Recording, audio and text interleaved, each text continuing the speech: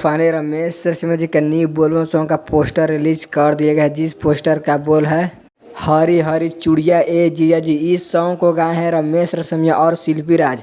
यह duet song जो काफ़ी बवाल का सॉन्ग है। मैं आप लोग के इस वीडियो के माध्यम से सब कुछ आगे बताएंगे कि ये सॉन्ग कब आएगा और किस चैनल पर आएगा। उससे पहले अगर आप लोग मेरे चैनल पर नए हैं तो मेरे चैनल को भी सब्सक्राइब जरूर करें। तो बिना समय लेते हुए इस वीडियो को स्टार्ट कर देते हैं। सबसे पहले मैं आप लोग को बता दूं कि जो इस सॉन्ग आने वाला है, इस सॉन्ग को कल सुबह DS music present YouTube channel के माध्यम से सुबह 6 बजे रिलीज किया जा रहा है।